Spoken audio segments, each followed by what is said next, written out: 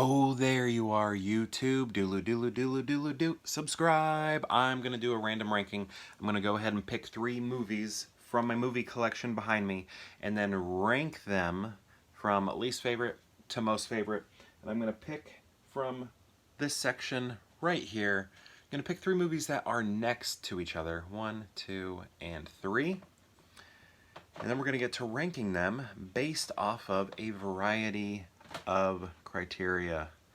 Let's see what we got here. Now the thing is, I have to make sure I've seen these movies at least once. I do have some movies in my collection that I have not watched yet. If I pull one of those, I will put it back. This first one I have seen many times. The Legend of Billie Jean. This used to be on, I don't know, HBO or Cinemax or something a lot when I was a kid. And Pat Benatar does the soundtrack. Like, it's a do or die situation, we will be invincible. Like that song. It's in this. It has Helen Slater in it and Christian Slater. And when you are a kid watching the credits roll by, you assume that they are siblings in real life. Not only just this movie, but also in real life.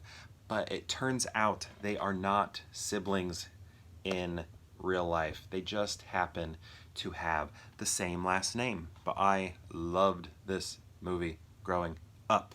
And I don't think Pat Benatar likes it. So I think I watched one of her concerts on YouTube once. And she said, now I'm going to sing a song from the worst movie ever made. And I'm like, oh man, I think that movie's good. I think most movies that I grew up watching, though, are good. So maybe this movie is terrible, but to me, I like it. Okay. I have to put this one back, unfortunately. Last Chance Harvey, have not watched this yet. So, grabbing another one. Alright, what do we got? Ooh! The Secret Life of Walter Mitty. Speaking of soundtracks, I actually have to look up who does the music for the soundtrack, but it is fantastic. If I could just find it on here. Perhaps they don't have it written down on the back. I don't think so. What is his name? I think his last name is Gonzalez? I can't remember. But the music in this movie makes it so good. Like, the movie's just like okay, but the music is fantastic. Like, the songs that are in this film are first rate, wonderful, but I don't see the person's name on the back here. They need to do that.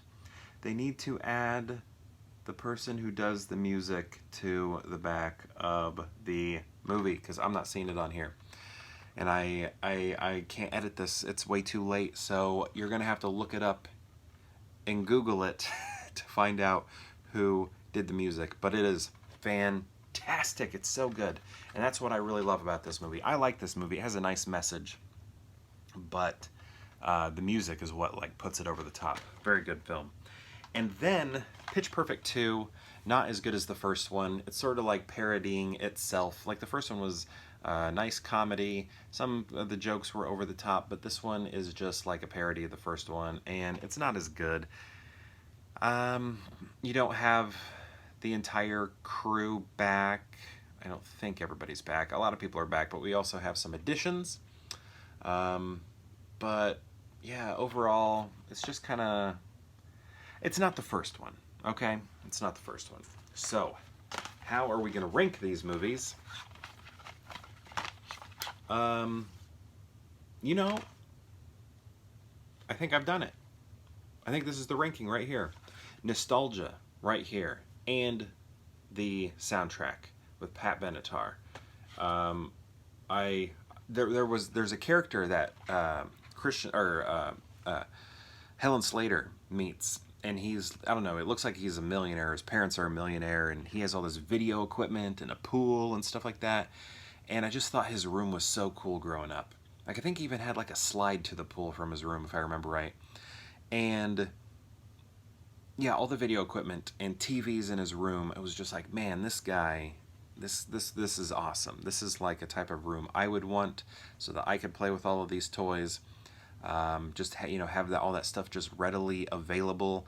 Like when you don't have a lot of money, you have to like research, and everything that you buy is a gamble and a risk. But this person was like so wealthy, he just had all of this stuff, all of this video stuff, and got to learn how to use it because it just like wasn't a risk. It was okay. I'll buy this stuff, and it just looked like the perfect room, and I loved that. Plus, just I mean, look at that, 80s. Perfect 80s. Let me show you the back here. You can see Helen and Christian right there together. But yeah, on the bottom it even says, featuring the Pat Benatar smash hit single, Invincible. So, right there, the smash hit. And then this one right here, second. I love the message of the movie. The movie's not fantastic or perfect or anything, but it's shot pretty beautifully also. It just has I don't know, it's like a feel-good movie. Crisp, happy, clean.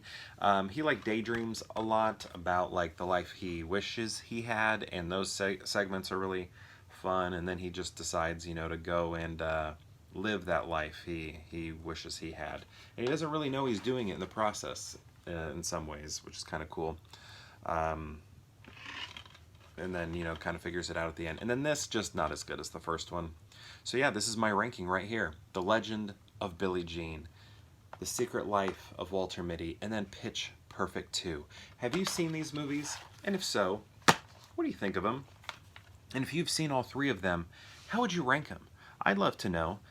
Go ahead and let me know in the comments below. Sounded like there was a lot of rhyming there. But yeah, I'm excited to see how you would rank these, and just, if you want to talk about one of these movies, that's cool too. And perhaps I'll see you tomorrow for more Peer Hangout.